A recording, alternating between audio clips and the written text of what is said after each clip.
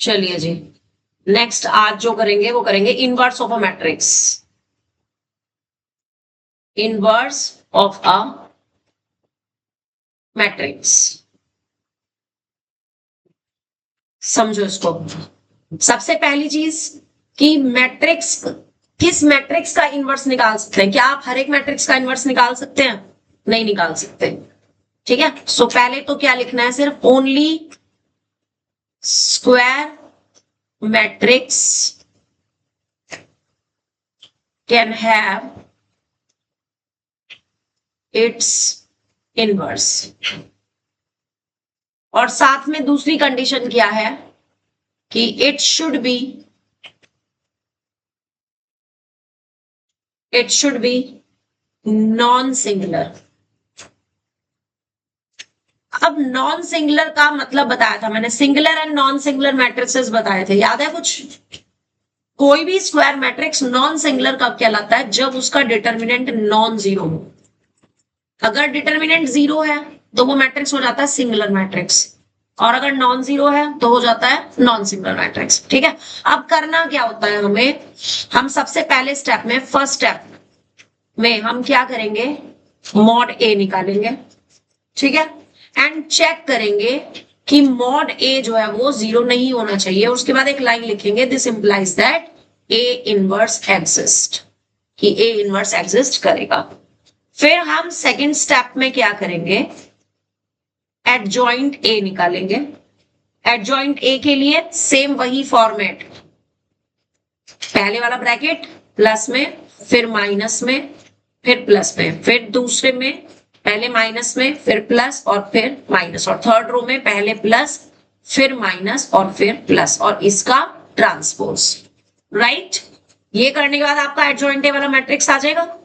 उसके बाद third step में आपका सिंपल सा एक फॉर्मूला कि ए इनवर्स जो होता है that is equal to 1 mod A into adjoint ए।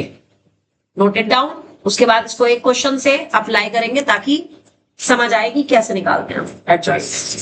ठीक है,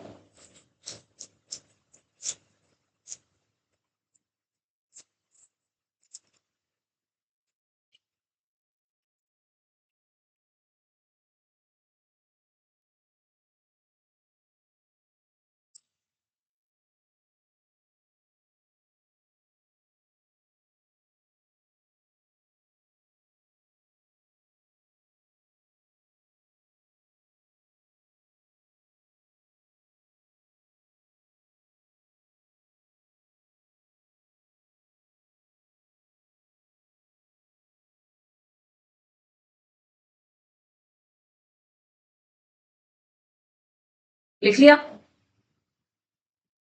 ये मैं आपको एक्सरसाइज 4.4 का क्वेश्चन नंबर थर्ड का फर्स्ट पार्ट करा रही हूं।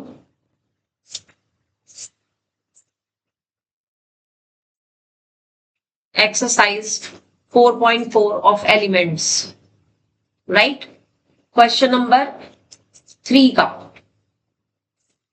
क्वेश्चन नंबर 3 का first part, find the inverse of.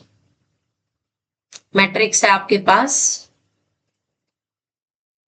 3 -2 3, 2 1 -1, 4 -3 2। अब सबसे पहले स्टेप में हमें क्या करना है, इसका मॉड निकालना है। सो ये नहीं कि डायरेक्ट लिख दोगे, आपको पहले मॉड के फॉर्म में ना इसको लिखना है, राइट। 3 -1 2। अब जिस रो के अबाउट इसको एक्सपेंड करना चाहते हो उसको ऐसे एनसर्कल कर देना। और तरीका क्या सिखाया था, 3 फिर ब्रैकेट देन माइनस ऑफ -2 फिर bracket and then +3 into this bracket. Same वही, जब फर्स्ट वाला लिखेंगे तो फर्स्ट रो और फर्स्ट कॉलम को छोड़ देंगे, सिर्फ ये डिटर्मिनेंट सॉल्व होगा, जो कि कितना आ जाएगा, 2 -3।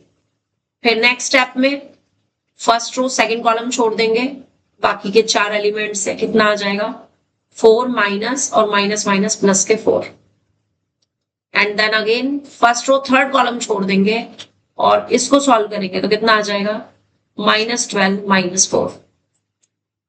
इज इट करेक्ट और नॉट? हाँ जी बोलो। मैम 2 + 3 नहीं होगा, 2 + 3 होगा क्योंकि -3 तो -1 होगा।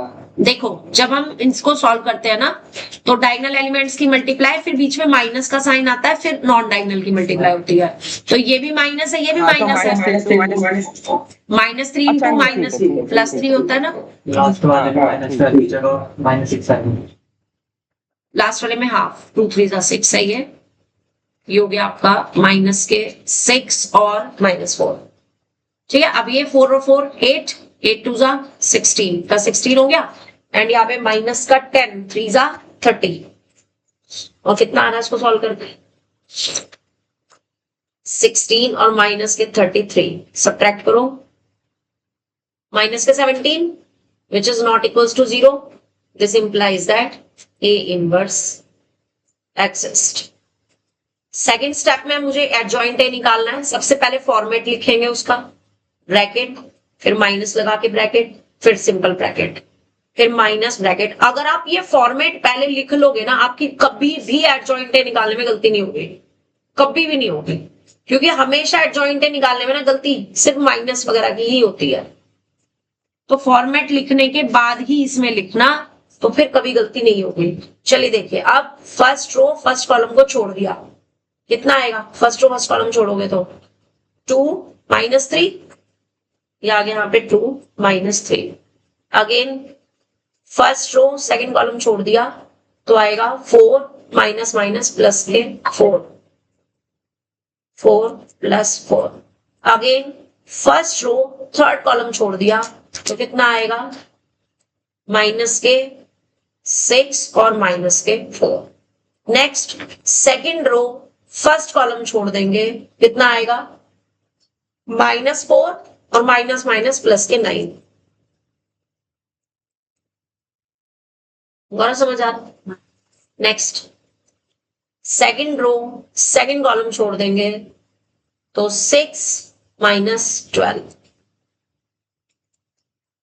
Next second row third column छोड़ देंगे, -9 + 8। -6 + 8। 6 क्यों? ये देखो, ठीक है ना। अब इस वाले के लिए थर्ड रो फर्स्ट कॉलम छोड़ देंगे तो 2 - 3। Next third row second column छोड़ देंगे, -3 - 6।